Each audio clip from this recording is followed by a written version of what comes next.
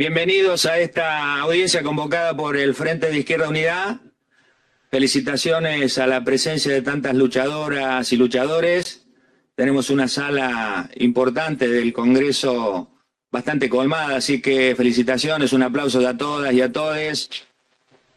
Convocada entonces por las bancas del Frente de Izquierda Unidad. Mi nombre es Juan Carlos Giordano, diputado nacional de Izquierda Socialista en el Frente de Izquierda, junto a la compañera también diputada Mercedes de Mendieta.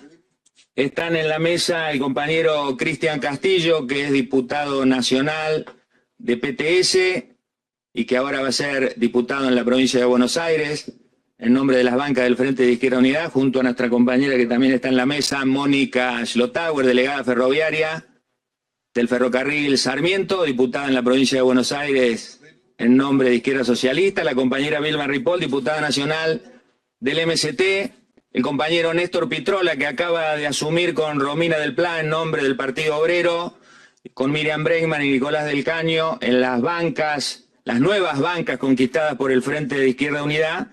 Así que bueno, le damos la bienvenida entonces a todas y a todos. Estamos haciendo circular ahí un proyecto de ley que hemos presentado días atrás con las bancas del Frente de Izquierda, una ley de emergencia laboral. Nos adelantamos a la reforma laboral del gobierno, de la autoría de las diputadas y diputados que estamos en ejercicio todavía hasta el 10 de diciembre.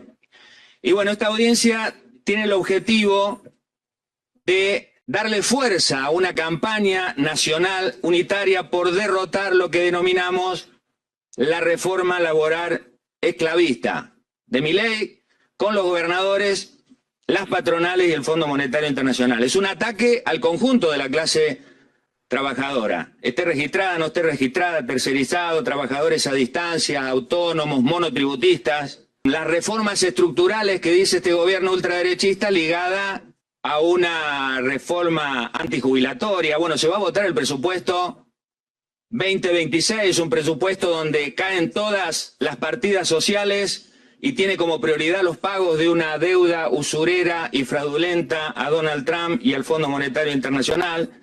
Estamos repudiando entonces el conjunto de las medidas del gobierno como parte de un pacto de coloniaje al servicio del imperialismo norteamericano. El gobierno vende a esta reforma laboral antiobrera como una modernización que va a mejorar la vida de las y de los trabajadores. ¿Y cómo pensar en una modernización cuando se trata de aumentar la jornada laboral de 8 hasta 12 horas, abaratar los despidos, facilitarlos, menos pago de indemnización, ataque a las vacaciones, al derecho de huelga? Hay un borrador que está circulando, que se filtró de los 182 artículos que ya se filtró de cómo va a ser la presentación, que tienen que definir el día 9 de diciembre, el proyecto más global. Ahí dice, por ejemplo, en uno de los articulados que hemos leído recién, que va a haber que pedirle permiso o hay que hacer acuerdos con las patronales para hacer asamblea en los lugares de trabajo. Bueno, una barbaridad. Dice que sería una reforma edulcorada con el guiño de la CGT. Y como todos los gobiernos anteriores dicen leyes anacrónicas, leyes vetustas, leyes viejas, que se refieren a las conquistas laborales, a los convenios logrados con décadas de lucha del movimiento obrero y popular. En todo caso es anacrónico y viejo y vetusto el capitalismo y los gobiernos de turno, porque con Milei, en los 2 años de gobierno de Milei, ha crecido el trabajo informal, el 43%. Con Milei ya hay 276.000 pérdidas de puestos de trabajo. Se corrigió, decían 30 empresas que cierran por día, son 38.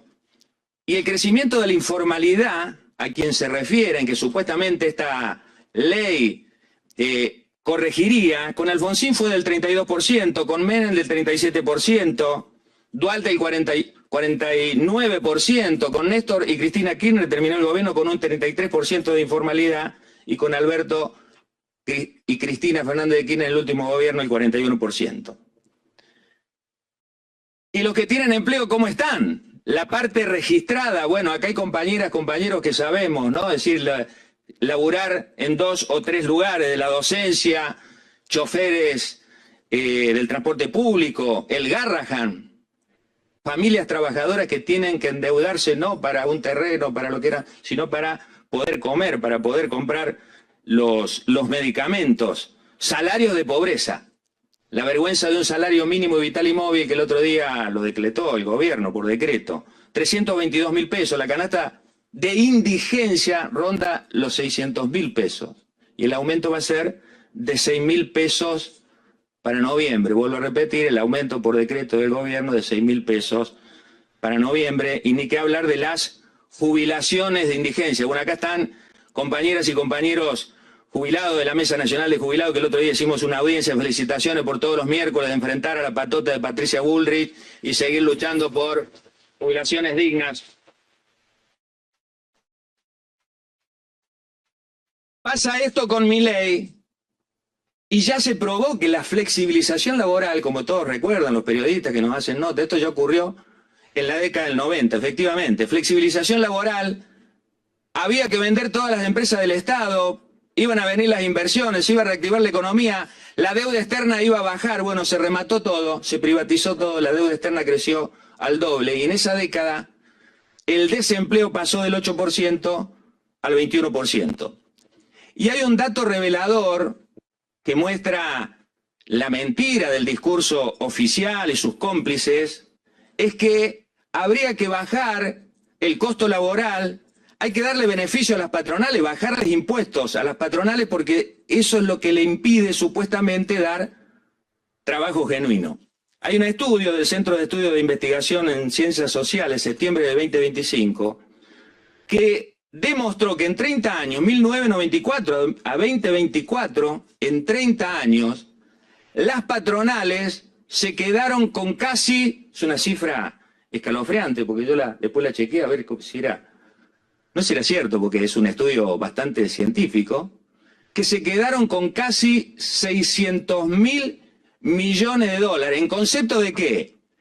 De contratar trabajadores no registrados, o sea, no pagarles el salario de un trabajador registrado, y con la baja en las contribuciones patronales. 560.000 millones de dólares, que incluye los 21.000 millones de dólares que se quedaron con los tickets canasta en la década del 90, que son las plata que no entra a las cajas previsionales y se quedan las patronales. Ahora, las patronales, ¿dónde ponen esa plata? En la bicicleta financiera, en la fuga de capitales, porque no va a haber, por más concesiones que haya a las patronales, trabajo genuino, porque el capitalismo en su etapa de degradación no está para abrir fábrica, para dar trabajo genuino, para pagar salarios dignos, sino que está para la especulación. Entonces, por eso nuestra propuesta es opuesta a lo que dice el gobierno, a lo que dice el peronismo y al resto de los partidos patronales. Nuestra propuesta es rebajar la jornada laboral, 6 horas diarias a 30 semanales, prohibir los despidos y las suspensiones, estatizar toda empresa que cierre o despida, obligar a las patronales con fuertes sanciones para que registren a su personal. Y por supuesto que si hablamos de desocupación, decimos que si se deja de pagar la deuda externa, ahí está la plata para hacer un plan de viviendas populares y dar trabajo genuino. Con los 4.500 millones de dólares que se van a pagar en enero de la usurera deuda externa, se podrían construir 80.000 viviendas populares y dar trabajo a 300.000 trabajadores. Entonces la tarea nuestra, luchadoras, luchadores, personalidades, distintas organizaciones de hoy, es ponernos de pie. El sindicalismo combativo, el movimiento sindical y distintos sectores que lucha, a eso los convocamos. No es la política de la CGT.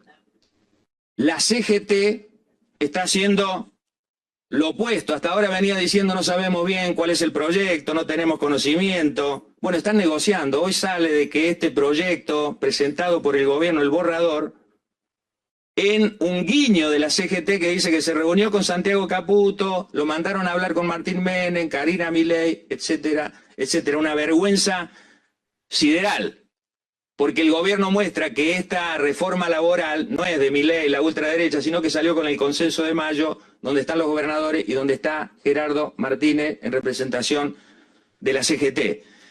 Y de los gobernadores, cuando digo los gobernadores, incluye gobernadores peronistas como Jaldo, Jalil y tantos otros también.